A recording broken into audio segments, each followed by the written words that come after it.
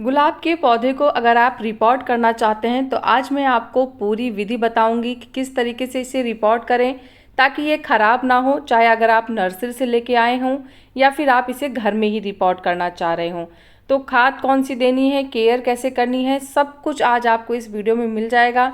तो आज के बाद कभी भी आपका रोज़ का प्लांट रिपोर्टिंग करते समय ख़राब नहीं होगा। क्या सावधानियां हैं, कैसे रिपोर्ट करना है, चलिए फिर वीडियो में बात करते हैं। तो वीडियो को स्टार्ट करते हैं। हेलो एवरीवन, कैसे हैं आप सब लोग। लव फॉर गार्डनिंग में आप लोगों का बहुत बहुत स्वागत है।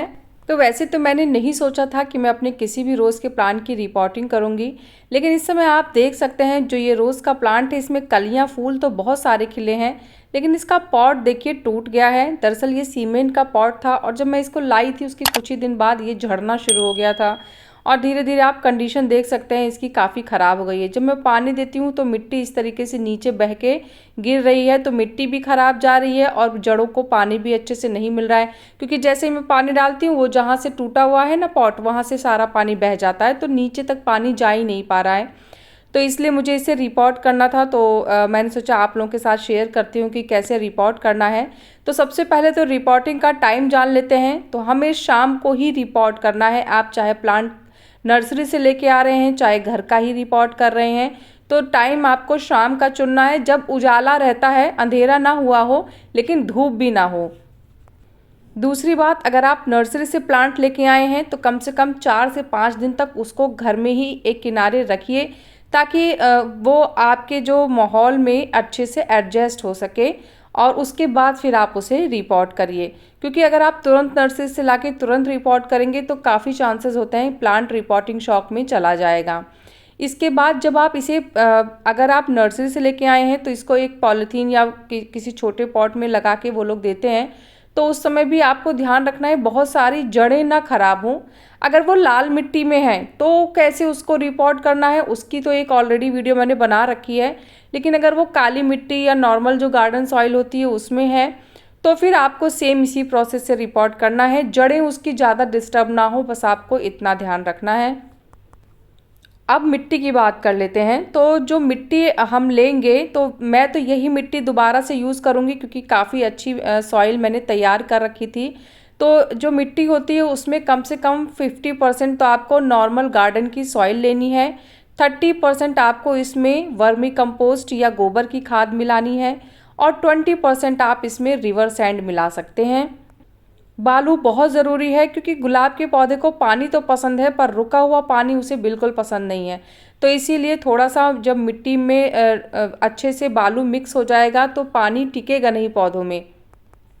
देखिए रूट्स इसकी काफ़ी हद तक अब विजिबल हो रही हैं, दिख रही हैं जड़ें, और काफ़ी जड़ें इसकी टूट भी गई हैं, क्योंकि अंदर तक इसकी जड़ें फैल गई थी। पर मुझे ऊपरी जड़ें मिल गई हैं, इतना भी काफ़ी है, इससे ज़्यादा डिस्टर्बेंस नहीं होगी प्लांट को।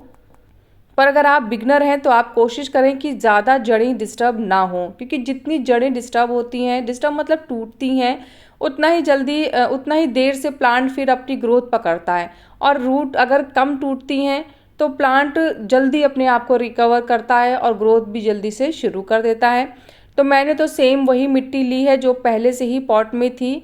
और अगर आप मिट्टी तैयार कर रहे हैं तो मिट्टी को लगभग 2 दिन तेज़ धूप में ज़रूर ड्राई कर लीजिएगा।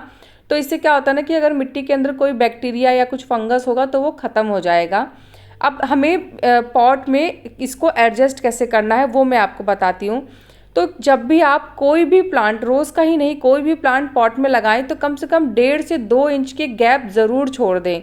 मतलब मिट्टी और पॉट में 2 इंच का गैप होना चाहिए, ताकि जब आप प्लांट को पानी दें तो पानी थोड़ी देर प्लांट में रहे और उसके बाद धीरे धीरे मिट्टी उसको एब्जॉर्ब करती रहे।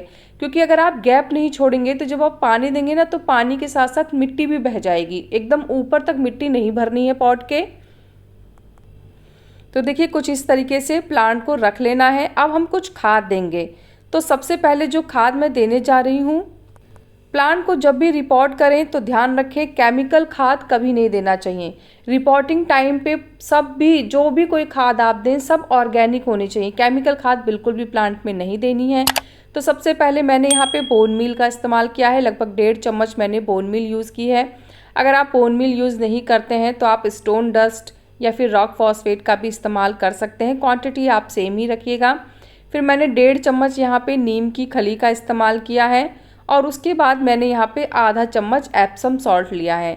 एप्सम सॉल्ट क्या होता है कि ये प्लांट को रिपोर्टिंग शॉक से बचाता है और प्लांट को एडजस्ट होने में जो उसको जो प्रॉब्लम होती है उसमें भी काफ़ी हेल्प करता है। तो ये तीनों खाद को अच्छे से मिक्स कर लेना है और मिक्स करने के बाद अब मैं इसमें थोड़ा सा वर्मी कंपोस्ट भी डालूंगी। तो अगर आप मिट्टी तैयार करते समय वर्मी कंपोस्ट दिए हैं तो फिर आपको अलग से वर्मी कंपोस्ट देने की ज़रूरत नहीं है, पर क्योंकि मैंने पुरानी मिट्टी यूज़ की है और प्लांट ऑलरेडी उसका जो खाद है वो ले चुका होगा, तो इसलिए मैं यहाँ पे वर्मी कंपोस्ट डाल रही हूँ। और अगर आपने जब मिट्टी तैयार की है उस समय वर्मी कंपोस्ट डाला है या गोबर की खाद डाली है तो फिर आपको दोबारा से इस्तेमाल करने की ज़रूरत नहीं है। अब इन सभी खाद को अच्छे से मिक्स कर लेना है और मिक्स करने के बाद वापस से इसके ऊपर मिट्टी की लेयर होगी, क्योंकि अभी आप देख सकते हैं रूट्स अच्छे से कवर नहीं हुई है, वो इसीलिए क्योंकि हमें खाद देना था। अब क्या होता है जब खाद देने के बाद फिर हम ऊपर से मिट्टी डाल देते हैं ना, तो फिर प्लांट उस खाद को बहुत जल्दी लेता है और मतलब उसकी जो ग्रोथ होती है वो बहुत फास्ट शुरू होती है। तो इस वजह से खाद हमेशा ऐसे ही दें और उसके बाद ऊपर से मिट्टी की एक लेयर डाल दें, तो डीकम्पोस्ट बहुत जल्दी होती है खाद। इस तरीके से मिट्टी डालनी है कि खाद भी कवर हो जाए और 2 इंच का जो गैप मैंने अभी आपको बताया था वो भी मेंटेन रहे। जब भी रोज़ का प्लांट आप रिपॉट कर रहे हो ना तो ध्यान रखिए बहुत ज़्यादा खाद नहीं देनी है। केमिकल खाद तो बिल्कुल नहीं देनी है, लेकिन बहुत और भी 10 तरीके की खाद नहीं देनी है। जैसे हमने बोन मील और नीम खली दिया है, साथ में हमने यहाँ पे थोड़ा सा एप्सम सॉल्ट यूज़ किया है, तो बोन मील जो हमारी रूट डिस्टर्ब हुई हैं उनको तेज़ी से डेवलप करेगा। साथ ही साथ जो हमने नीम खली डाली है उससे क्या होता है कि जो कीड़े हैं, इंसेक्ट हैं, प्लांट से दूर रहते हैं और जो एप्सम सॉल्ट है वो रिपोर्टिंग शॉक से बचाता है। तो ये तीनों तो बहुत ज़रूरी खाद थी, लेकिन इसके अलावा आप अगर देना भी चाहें तो जाइम दे सकते हैं, बाकी कोई और खाद देने की ज़रूरत नहीं है। पर मैंने फ़िलहाल जाइम भी नहीं दिया है। अब मैं प्लांट को प्रॉपर ग्रो होने दूंगी। उसके 10 से 15 दिन बाद जब मुझे लगेगा प्लांट में हल्की हल्की ग्रोथ होनी शुरू हो गई है, तब फिर मैं यहाँ पे कोई और खाद दूंगी। अब आप देखिए जो फूल और कलियां हैं, आप चाहें तो रिपोर्टिंग टाइम पे इन्हें काट भी सकते हैं। इसको काटने से क्या होता है, देखिए 2 फ़ायदे हैं। एक तो प्लांट काफ़ी हल्का महसूस करता है, क्योंकि जब हम रिपोर्ट करते हैं वो बहुत स्ट्रेस में होता है और जो फूल और कली होती है उसको ग्रो करने में जो प्लांट होता है उसको बहुत मेहनत लगती है।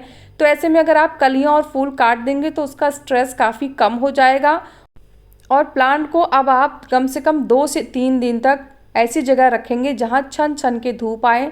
डायरेक्ट सनलाइट में प्लांट को अभी नहीं रखना है कुछ दिन।